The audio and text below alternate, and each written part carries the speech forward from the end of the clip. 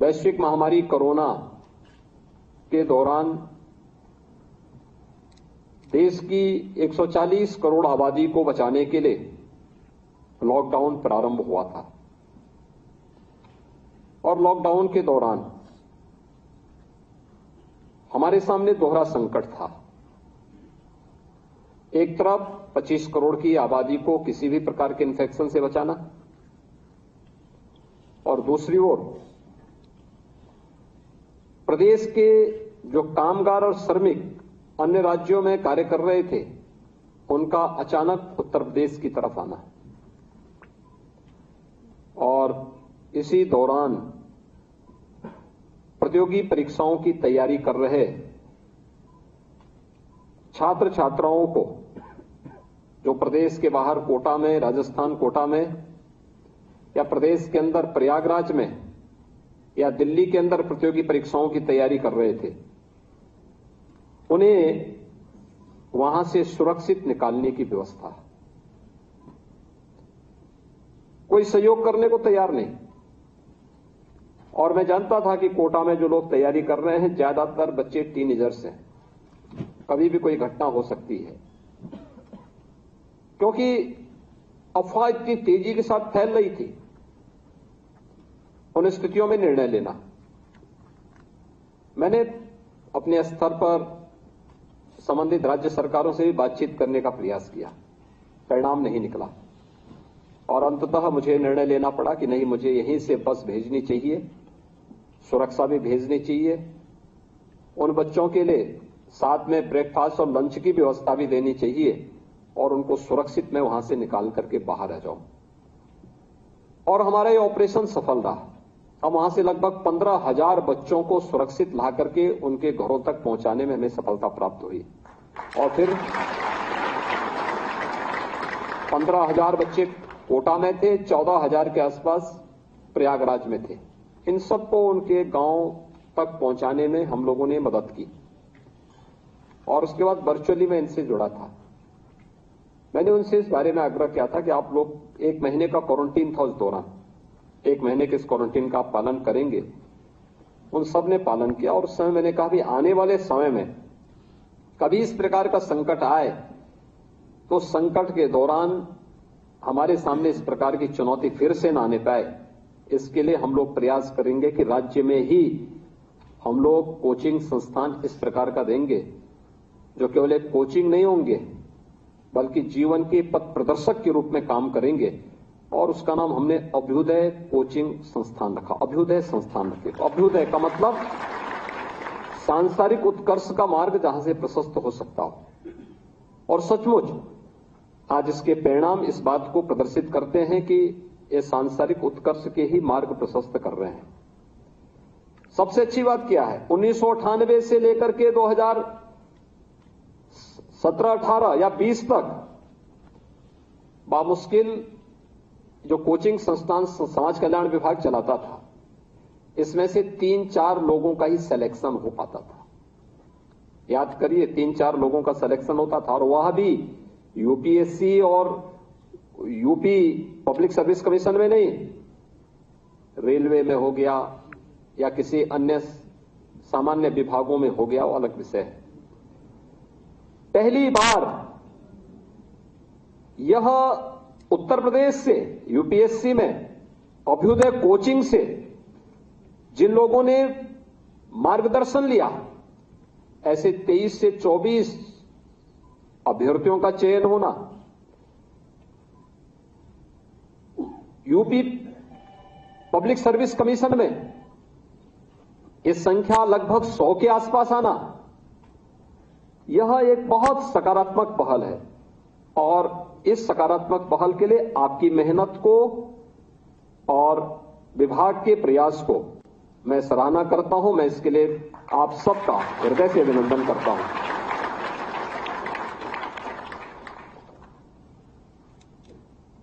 भारतीय मनीषा ने हमेशा इस बात को कहा है और इस बात को माना है, अयोग्यो पुरुषो नास्ति योजकः तत्र दुर्लभः। इस प्रकार के श्लोक आपको अपने यूपी में प्रशिक्षण के दौरान वेंकटेश्वर लू के मुंह से सुनने को मिलेंगे।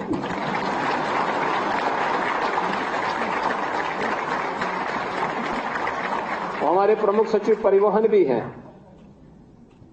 और साथ साथ एक आचार्य के रूप में वह बहुत अच्छा उपदेश भी करते हैं।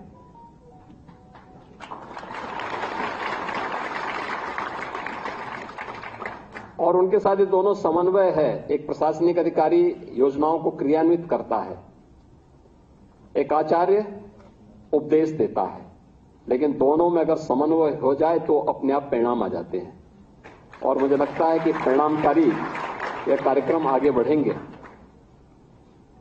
यानी कोई अयोग्य नहीं है,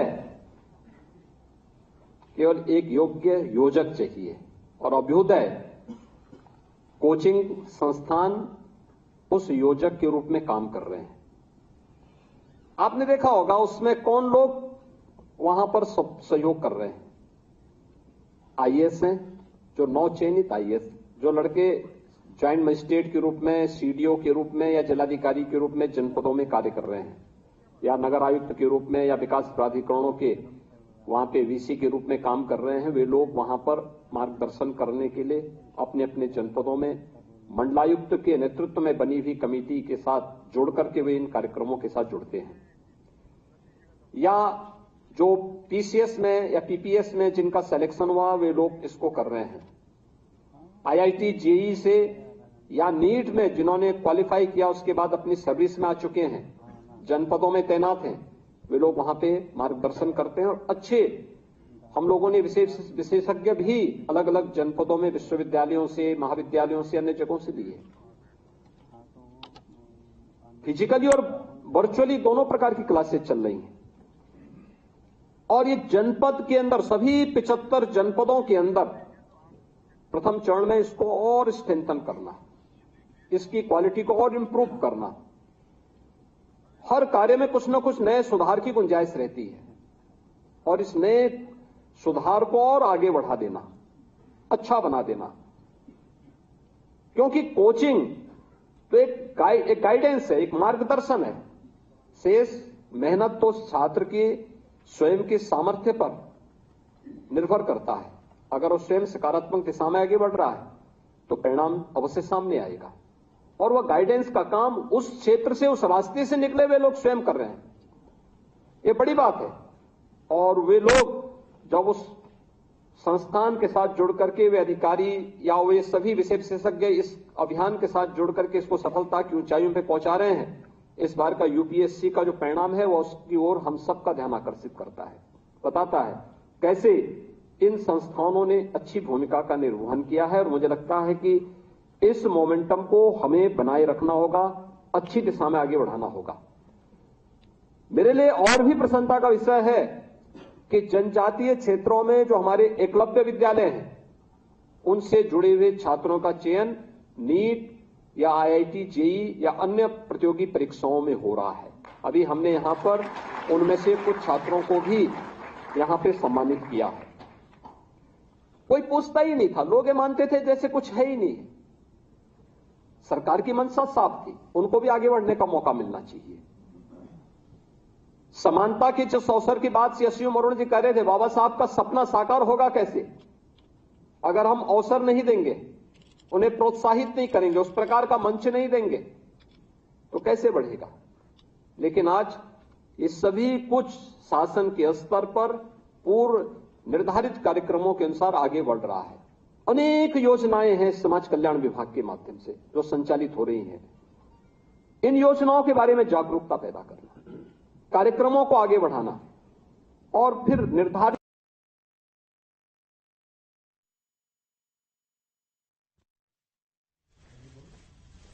तो सीएम योगी आदित्यनाथ को आप सुन रहे, जहां चयनित अभ्यर्थियों का सम्मान और क्या कुछ बड़ी बातें रही वो भी जानिए। 23 अभ्यर्थियों का यूपीएससी में चयन हुआ और इसी को लेकर सीएम योगी आदित्यनाथ संबोधित कर रहे थे। लखनऊ से लाइव तस्वीरें सामने आ रही थी। उन्होंने बताया कि कोटा में छात्रों को जिस तरह से फंसे थे उन्हें निकाला गया, किस तरह से कोचिंग के जरिए छात्रों को लाभ मिल रहा है उसका भी जिक्र करते हुए सीएम योगी आदित्यनाथ दिखे। 23 अभ्यर्थियों का यूपीएससी में चयन हुआ है और चयनित अभ्यर्थियों का सम्मान, छात्रों को सुरक्षित घर पहुंचाया गया। तो मुख्यमंत्री योगी आदित्यनाथ को आप सुन रहे थे। तो साथ ही कोचिंग के जरिए किस तरह से बच्चों को फायदा मिल रहा है उसका भी जिक्र करते हुए मुख्यमंत्री योगी आदित्यनाथ नजर आ रहे थे। उन्होंने कहा कि छात्रों का बेहतर भविष्य बनाने के लिए लगातार योजनाएं बनाई जा रही है और पहले की सरकारों ने इस बारे में नहीं सोचा।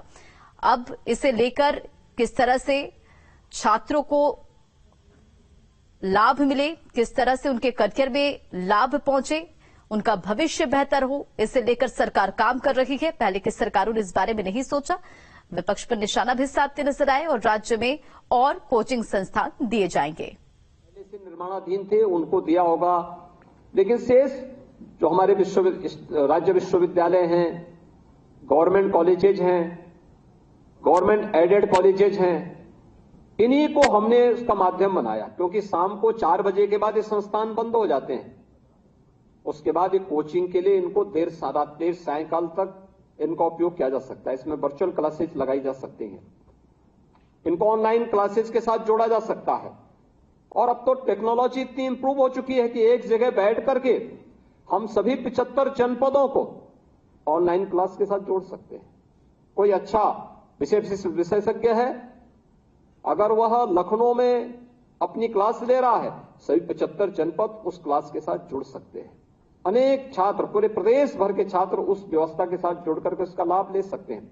और अगर कोई यूपीएससी की या यूपी पब्लिक सर्विस कमीशन की तैयारी कर रहा है तो उसके लिए थोड़ा गाइडेंस की आवश्यकता है।